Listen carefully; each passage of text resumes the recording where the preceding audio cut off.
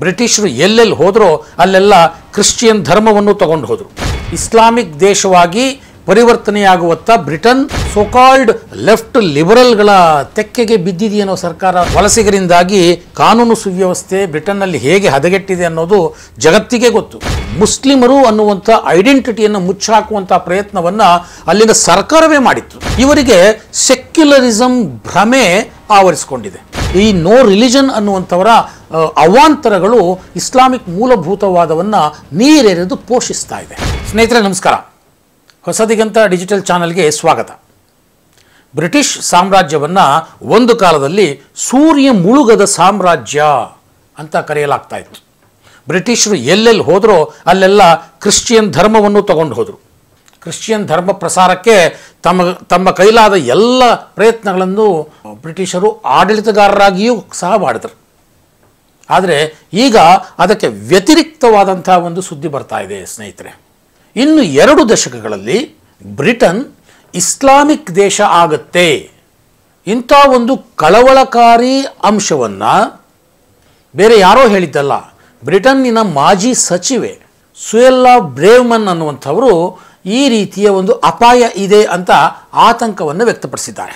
ಇನ್ನು 2 ದಶಕಗಳಲ್ಲಿ Britain Islamic ಪ್ರತ್ಯೇಕತಾವಾದಿಗಳ, Islamic ಮೂಲಭೂತವಾದಿಗಳ ತೆಕ್ಕೆಗೆ ಸರಿಯುತ್ತೆ.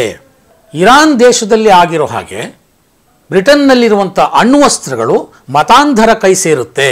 ಬ್ರಿಟನ್ನಲ್ಲಿರುವಂತಹ ಸಹಜ ಕಾನೂನುಗಳು ಏನಿವೆ ಅವುಗಳೆಲ್ಲ ಮಾಯವಾಗಿ ಶರಿಯಾ ಕಾನೂನುಗಳು ಬರುತ್ತವೆ. ಈ ಮಾತನ್ನು ಬ್ರಿಟನ್ನಿನ ಮಾಜಿ ಸಚಿವೆ ಬ್ರೇವ್ಮನ್ ಹೇಳ್ತಾ ಇದ್ದಾರೆ. ಇತ್ತೀಚೆಗೆ ಅಮೆರಿಕಾದ ವಾಷಿಂಗ್ಟನ್ನಲ್ಲಿ ಒಂದು ವಿಚಾರ ಸಂಕಿರಣದಲ್ಲಿ ಅವರು ಮಾತಾಡ್ತಾ ಇದ್ರು. ಅವರು ಅಮೆರಿಕಾದ ಹೊಸ ಉಪಾಧ್ಯಕ್ಷ JD ವ್ಯಾನ್ಸ್ ಏನು ಹೇಳಿದರು ಅದನ್ನು ಸಂಪೂರ್ಣವಾಗಿ ಒಪ್ಪಿಕೊಂಡು ಈ ಮಾತನ್ನು ಹೇಳಿದರು. JD ವ್ಯಾನ್ಸ್ ಸಹ ಇದೇ ಮಾತನ್ನು ಚುನಾವಣೆಗೆ ಮುಂಚೆಯೇ ಹೇಳಿದರು. ಇಸ್ಲಾಮಿಕ್ ದೇಶವಾಗಿ ಪರಿವರ್ತನೆಯಾಗುವತ್ತ ಬ್ರಿಟನ್ ಹೊಸ ಹೆಜ್ಜೆ ಇಟ್ಟಿದೆ, ಸದ್ಯದಲ್ಲೇ ಅದು ಇಸ್ಲಾಮಿಕ್ ದೇಶ ಆಗುತ್ತೆ ಅನ್ನುವಂಥದ್ದನ್ನು ಅಮೆರಿಕದ ಉಪಾಧ್ಯಕ್ಷ JD ವ್ಯಾನ್ಸ್ ಕೂಡ ಹೇಳಿದರು. ಯಾಕೆ ಹೀಗೆ ಬ್ರಿಟನ್ನಲ್ಲಿ ಇಸ್ಲಾಮಿಕ್ ಪ್ರಭಾವ ಜಾಸ್ತಿ ಆಗ್ತಾ ಇದೆ? ಇದಕ್ಕೆ 3 ಅಂಶಗಳನ್ನು ನಾನು ನಿಮ್ಮ ಮುಂದೆ ಇಡೋದಕ್ಕೆ ಬಯಸ್ತೇನೆ. ಮೊದಲನೇದು, ಎಲ್ಲರಿಗೂ ತಿಳಿದಿರೋ ಹಾಗೆ ವಲಸಿಗರ ಸಮಸ್ಯೆ.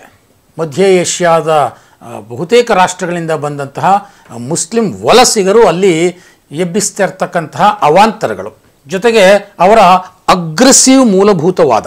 ಎರಡನೇದು, ಈ ಮೂಲಭೂತವಾದಕ್ಕೆ ಯಾವುದೇ ರೀತಿಯ ಪ್ರತಿಕ್ರಿಯೆಯನ್ನೇ ಕೊಡೋದಕ್ಕೆ ಹೆದರುವಂತಹ ಅಲ್ಲಿನ ಸರ್ಕಾರ. ಸೋಕಾಲ್ಡ್ ಲೆಫ್ಟ್ ಲಿಬರಲ್ಗಳ ತೆಕ್ಕೆಗೆ ಬಿದ್ದಿದೆಯೇನೋ ಸರ್ಕಾರ ಅನ್ನೋ ಹಾಗೆ ಅಲ್ಲಿನ ಕೀರ್ ಸ್ಟಾರ್ಮರ್ ಸರ್ಕಾರ ನಡ್ಕೊಳ್ತಾ ಇದೆ. ಇನ್ನು 3ನೇ ಅಂಶ, ಬ್ರಿಟನ್ನಲ್ಲಿ ಹೆಚ್ಚಾಗ್ತಾ ಇರ್ತಕ್ಕಂತಹ ನೋ ರಿಲಿಜನ್ ಅನ್ನುವಂಥವರ ಸಂಖ್ಯೆ.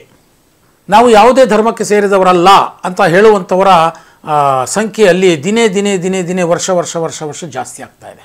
ಸೊ ಇಂಥ ವ್ಯಕ್ತಿಗಳು ಸೆಕ್ಯುಲರಿಸಮ್ ಹೆಸರಿನಲ್ಲಿ ಅಲ್ಲಿ ಇಸ್ಲಾಂ ಮೂಲಭೂತವಾದಿಗಳ ವಿರುದ್ಧ ಮಾತನಾಡೋದಕ್ಕೆ ಹಿಂದೇಟು ಹಾಕ್ತಾ ಇದ್ದಾರೆ.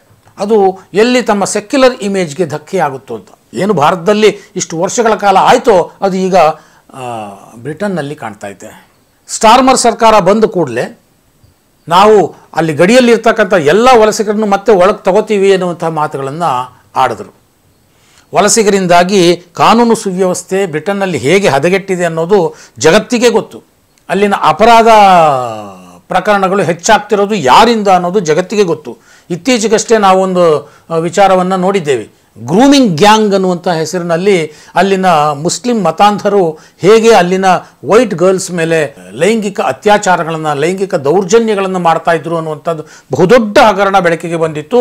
ಈ ವಿಚಾರದಲ್ಲಿ ಒಂದು 20 ಜನಕ್ಕೆ ಒಂದು ಕೇಸ್ನಲ್ಲಿ 219 ವರ್ಷಗಳ ಸಂಯುಕ್ತ ಜೈಲು ಶಿಕ್ಷೆ ಆಗಿತ್ತು. ಆ ರೀತಿ ರೇಪನ್ನು ಮಾಡಿದವರು ಬಹುತೇಕರು ಪಾಕಿಸ್ತಾನಿ ಮುಸ್ಲಿಮರು ಅನ್ನುವಂಥ ವಿಚಾರ ಇನ್ನಷ್ಟು ಆತಂಕವನ್ನು ಹುಟ್ಟಿಸಿತ್ತು. ಈ ರೀತಿ ಅಲ್ಲಿನ ಅಪರಾಧ ಪ್ರಕರಣಗಳಲ್ಲಿ ಮುಸ್ಲಿಮರ ಸಂಖ್ಯೆ ಹೆಚ್ಚಾಗ್ತಿದೆ ಅನ್ನುವಂಥದ್ದು ಇಲ್ಲಿ ಗಮನಿಸಬೇಕಾದಂಥ ಅಂಶ. ಇದಕ್ಕೆ ಅಲ್ಲಿನ ಪ್ರಧಾನಿ ಸ್ಟಾರ್ಮರ್ ಹೇಳಿದರು, ನಾವು ಪಾಕಿಸ್ತಾನ್ ಮುಸ್ಲಿಮರು ಈ ರೀತಿ ಮಾಡಿದ್ರು ಅಂತ ಹೇಳೋದು ತಪ್ಪಾಗುತ್ತೆ, ಅದು ಬಲಪಂಥೀಯ ಧೋರಣೆಯ ವಿತಂಡವಾದ ಆಗ್ಬಿಡುತ್ತೆ. ಹಾಗಾಗಿ ನಾವು ಅವರು ಬ್ರಿಟನ್ ನಾಗರಿಕರು ತಪ್ಪು ಮಾಡಿದ್ರು ಅಂತ ಅಷ್ಟೇ ಹೇಳ್ತೀವಿ ಅಂತ. ಅಂದರೆ ಅಲ್ಲಿ ಮುಸ್ಲಿಮರು ಅನ್ನುವಂಥ ಐಡೆಂಟಿಟಿಯನ್ನು ಮುಚ್ಚಾಕುವಂಥ ಪ್ರಯತ್ನವನ್ನು ಅಲ್ಲಿನ ಸರ್ಕಾರವೇ ಮಾಡಿತ್ತು. ಭಾರತದಲ್ಲೂ 70 ವರ್ಷಗಳಿಂದ ಮಾಡ್ಕೊಂಡು ಬಂದಂತಹದ್ದು ಇದೆ ಅಲ್ವಾ ಸೋಕಾಲ್ಡ್ ಜಾತ್ಯತೀತ ಸರ್ಕಾರಗಳು. ಈಗ ಅದೇ ಹಾದಿಯಲ್ಲಿ ಬ್ರಿಟನ್ ಸಾಗ್ತಾ ಇದೆ. ಮತ್ತೊಂದು ವಿಚಾರ, ಅಲ್ಲಿನ ಸರ್ಕಾರ ಕಳೆದ ರಿಷಿ ಸುನಾಕ್ ನೇತೃತ್ವದಲ್ಲಿ ಫೇತ್ ಅಡ್ವೈಸರ್ ಅಂತ ಒಬ್ಬ ಕೊಲಿನ್ ಬ್ಲೂಮ್ ಅನ್ನುವಂಥವ್ರನ್ನ ನೇಮಕ ಮಾಡಿತು. ಅವರು ಬ್ರಿಟನ್ನಿನಲ್ಲಿರುವಂಥ ಯಾವ್ಯಾವ ನಂಬಿಕೆಗಳು ಅಂದರೆ ಧಾರ್ಮಿಕ ನಂಬಿಕೆಗಳು ಯಾವ್ಯಾವ ರೀತಿ ಕೆಲಸ ಮಾಡ್ತಾ ಇವೆ, ಅದು ಒಟ್ಟಾರೆ ಬ್ರಿಟನ್ಗೆ ಯಾವ ರೀತಿಯಲ್ಲಿ ಪೂರಕವಾಗಿವೆ, ಅಪಾಯಕಾರಿಯಾಗಿವೆ ಅನ್ನುವಂಥದ್ದನ್ನು ಒಂದು ರಿಪೋರ್ಟನ್ನು ಇತ್ತೀಚೆಗೆ ಕೊಟ್ಟರು. ಆ ರಿಪೋರ್ಟ್ನಲ್ಲಿ ಅವರು ಹೇಳ್ತಾರೆ, ನಾವು ಏನೂ ಆ್ಯಕ್ಷನ್ ತಗೊಳ್ಳದೆ ಬಿಟ್ಟರೆ ಬ್ರಿಟನ್ನಲ್ಲಿ ಇಸ್ಲಾಮಿಕ್ ಮೂಲಭೂತವಾದ ಅನ್ನುವಂಥದ್ದು ಮುಂದಿನ ದಿನಗಳಲ್ಲಿ ದೊಡ್ಡ ಅಪಾಯಕಾರಿ ಸವಾಲಾಗಿ ಪರಿಣಮಿಸುತ್ತೆ ಅನ್ನುವಂಥ ಮಾತನ್ನು ಅವರು ಹೇಳಿದರು. ಆ ರಿಪೋರ್ಟ್ನಲ್ಲಿ ಅವರು ಇನ್ನೂ ಒಂದು ಹೇಳಿದರು, ಯಾರು ಅಪರಾಧ ಪ್ರಕರಣಗಳಲ್ಲಿ ಜೈಲು ಸೇರಿರ್ತಾರಲ್ಲ, ಮುಖ್ಯವಾಗಿ ಮುಸ್ಲಿಂ ಜನಾಂಗಕ್ಕೆ ಸೇರಿದವರು, ಅವರು ಜೈಲುಗಳಲ್ಲಿರುವಂಥ ಇತರ ಧರ್ಮೀಯರನ್ನು ಮತಾಂತರ ಮಾಡುವಂಥ ಪ್ರಯತ್ನಗಳನ್ನು ಮಾಡ್ತಾ ಇದ್ದಾರೆ ಅನ್ನುವಂಥ ಇನ್ನೊಂದು ಅಂಶವನ್ನು ಕೂಡ ಅವರ ರಿಪೋರ್ಟ್ ಹೇಳಿದೆ. ಜೈಲಿನಲ್ಲಿ ಬೇರೆ ಧರ್ಮದ ಕೈದಿಗಳಿಗೆ ಹೋಗಿ ಕುರಾನ್ ಕೊಡೋದು, ಅವರು ಒಪ್ಪಲಿಲ್ಲ ಅಂದರೆ ಅವ್ರಿಗೆ ಬೇರೆ ಬೇರೆ ರೀತಿಯ ಟಾರ್ಚರ್ಗಳನ್ನ ಕೊಡೋದು, ಒಟ್ಟಾರೆಯಾಗಿ ಅವರು ಇಸ್ಲಾಂಗೆ ಮತಾಂತರ ಆಗಬೇಕು, ಈ ರೀತಿಯ ಪ್ರಯತ್ನಗಳು ಜೈಲಿನಲ್ಲೂ ಕೂಡ ನಡೀತಿವೆ ಅನ್ನುವಂಥ ಮಾತುಗಳು. ಯುವತಿಯರ ಮೇಲೆ ಲೈಂಗಿಕ ದೌರ್ಜನ್ಯ, ಅವರು ಬಹಿರಂಗವಾಗಿ ಬಾಯಿ ಬಿಟ್ಟುಬಿಟ್ಟ ಏನು ಕತೆ ಅನ್ನುವಂಥ ಭಯದಲ್ಲೇ ಅವರು ಬದುಕಬೇಕು, ಇಲ್ಲಾಂದರೆ ಅವರು ಇಸ್ಲಾಂಗೆ ಮತಾಂತರ ಆಗಬೇಕು, ಈ ರೀತಿಯ ಪ್ರಕರಣಗಳು ಬ್ರಿಟನ್ನಲ್ಲಿ ಹೆಚ್ಚುತ್ತಾ ಇವೆ. ಇದಕ್ಕೆ ಕಡಿವಾಣ ಹಾಕಬೇಕು ಅಂತ ಕೋಲಿನ್ ಬ್ಲೂಮ್ ಒಂದು ರಿಪೋರ್ಟ್ ಕೂಡ ಕೊಟ್ಟಿದ್ದರು. ನೋಡಿ, ಇದು ಏನು ಬ್ರಿಟನ್ನೋ ಭಾರತನೋ ಆಫ್ಘಾನಿಸ್ತಾನೋ ಪಾಕಿಸ್ತಾನನೋ ಗೊತ್ತಾಗ್ತಿಲ್ಲ, ಆ ಮಟ್ಟಕ್ಕೆ ಬ್ರಿಟನ್ನಲ್ಲಿ ಇಸ್ಲಾಮಿಕ್ ಮೂಲಭೂತದ ಪ್ರಭಾವ ಹೆಚ್ಚುತ್ತಾ ಇದೆ ಸ್ನೇಹಿತರೆ. ಹಾಗಾದರೆ ಬ್ರೇವ್ಮನ್ ಹೇಳಿರೋ ಪ್ರಕಾರ ಇನ್ನು 2 ದಶಕಗಳಲ್ಲಿ ಅದು ಹೇಗೆ ಬ್ರಿಟನ್ ಇಸ್ಲಾಮಿಕ್ ರಾಷ್ಟ್ರ ಆಗಿಬಿಡುತ್ತೆ. 2021 ಸೆನ್ಸಸ್ ಪ್ರಕಾರ ಬ್ರಿಟನ್ನಲ್ಲಿ 6.7 ಕೋಟಿ ಜನರಿದ್ದಾರೆ. ಅವರ ಪೈಕಿ 46% ಕ್ರಿಶ್ಚಿಯನ್ನರಿದ್ದಾರೆ, 6.5% ಮುಸ್ಲಿಮರಿದ್ದಾರೆ, 1.7% ಹಿಂದೂಗಳಿದ್ದಾರೆ ಮತ್ತು 0.9% ಸಿಖ್ಖರಿದ್ದಾರೆ, ಮತ್ತು ಬುದ್ಧಿಸ್ಟ್ಸು ಜ್ಯೂಸು ಇವರೆಲ್ಲ 1% ಕಡಿಮೆ ಇದ್ದಾರೆ. ಇನ್ನೂ ಗ್ಯಾಪ್ ಉಳಿತು. ಆ ಗ್ಯಾಪ್ ಯಾವುದು ಗೊತ್ತಾ? 38% ಮಂದಿ ನಾವು ಯಾವುದೇ ಧರ್ಮಕ್ಕೆ ಸೇರಿದವರಲ್ಲ ಅಂತ ಹೇಳ್ಕೊಂಡಿದ್ದಾರೆ. ಇದು ನಿಜಕ್ಕೂ ಅಲ್ಲಿ ಅಪಾಯಕಾರಿ ಅಂಶ ಅನ್ನೋದನ್ನು ನಾವು ಗಮನಿಸಬೇಕು. ಈ ಟ್ರೆಂಡು ಇತ್ತೀಚೆಗೆ ಜಾಸ್ತಿ ಆಗ್ತಾ ಇದೆ. ನಾನು ಯಾವ ಧರ್ಮಕ್ಕೂ ಸೇರಿದವನಲ್ಲ, ನಾನು ಯಾವ ಧರ್ಮಕ್ಕೂ ಸೇರಿದವಳಲ್ಲ ಅಂತ ಹೇಳುವಂಥದ್ದು. ಇವರಿಗೆ ಸೆಕ್ಯುಲರಿಸಮ್ ಭ್ರಮೆ ಆವರಿಸಿಕೊಂಡಿದೆ. ಅದು ಸರಿಯೋ ತಪ್ಪೋ ಅನ್ನೋದು ಅವರವರ ಭಾವಕ್ಕೆ ಬಿಟ್ಟಿದ್ದು. ಆದರೆ ನೋ ರಿಲಿಜನ್ ಅನ್ನುವಂಥ ಹೆಸರಿನಲ್ಲಿ ಸೆಕ್ಯುಲರಿಸಮ್ ಅನ್ನುವಂಥ ಒಂದು ಭ್ರಮೆಗೆ ಬಿದ್ದು ಇವರು ಯಾರ ಪರವಾಗಿ ಮಾತಾಡ್ತಿದ್ದಾರೆ? ಹಮಾಸ್ನ ಪರವಾಗಿ ಮಾತಾಡ್ತಾರೆ, ವಲಸಿಗರ ಪರವಾಗಿ ಮಾತಾಡ್ತಾರೆ. ಅಲ್ಲಿ ವಲಸಿಗರು ಎಷ್ಟೆಲ್ಲ ಅವಾಂತರಗಳನ್ನು ಮಾಡಿದ್ದಾಗ್ಯೂ ಕೂಡ ಅವರ ಪರವಾಗಿ ಮಾತಾಡ್ತಾರೆ. ಅವರ ವಿರುದ್ಧ ಕಠಿಣ ಕ್ರಮ ತಗೊಂಡ್ರೆ ಅದನ್ನು ವಿರೋಧಿಸ್ತಾರೆ.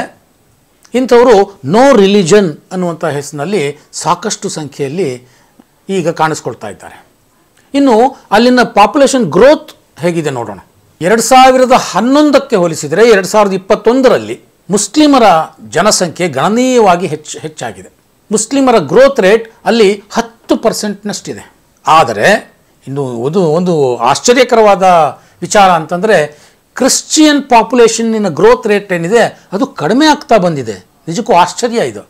2011ರಲ್ಲಿ 56% ಇದ್ದಂತಹ ಕ್ರಿಶ್ಚಿಯನ್ ಪಾಪ್ಯುಲೇಷನ್ನು ಈಗ 48%ಗೆ ಇಳಿದಿದೆ. 2021ರ ಸೆನ್ಸಸ್ನಲ್ಲಿ ಮುಸ್ಲಿಮರ ಪಾಪ್ಯುಲೇಷನ್ ಜಾಸ್ತಿ ಆಗ್ತಾ ಇದೆ. ಅದಕ್ಕೆ ತಕ್ಕ ಹಾಗೆ ನೋ ರಿಲಿಜನ್ ಅನ್ನುವಂಥವರ ಪಾಪ್ಯುಲೇಷನ್ ಜಾಸ್ತಿ ಆಗ್ತಾ ಇದೆ. ಈ ನೋ ರಿಲಿಜನ್ ಅನ್ನುವಂಥವರ ಅವಾಂತರಗಳು ಇಸ್ಲಾಮಿಕ್ ಮೂಲಭೂತವಾದವನ್ನು ನೀರೆರೆದು ಪೋಷಿಸ್ತಾ ಇದೆ. ಹಾಗಾಗಿಯೇ ಸುಯೆಲ್ಲಾ ಬ್ರೇವ್ಮನ್ ಹೇಳಿದ್ದು ಇನ್ನು 2 ದಶಕಗಳಲ್ಲಿ ಬ್ರಿಟನ್ ಇಸ್ಲಾಮಿಕ್ ರಾಷ್ಟ್ರವಾಗುತ್ತೆ ಅನ್ನುವಂಥ ಅಪಾಯವಿದೆ ಅನ್ನೋದನ್ನು. ಆದಷ್ಟು ಬೇಗ ಬ್ರಿಟನ್, ಅಲ್ಲಿನ ಜನ, ಅಲ್ಲಿನ ಜನಸಮುದಾಯ, ಅಲ್ಲಿನ ಆಡಳಿತಗಾರರು ಎಚ್ಚೆತ್ತುಕೊಳ್ಳದೇ ಇದ್ದರೆ ಬ್ರಿಟನ್ ಇನ್ನೊಂದು ಇಸ್ಲಾಮಿಕ್ ರಾಷ್ಟ್ರ ಆಗುತ್ತೆ ಅನ್ನುವಂಥದ್ದು ಬಹುಶಃ ನಿಜನೇ ಆಗಿಬಿಡ್ಬೋದೇನೋ ಅಪ್ಪ.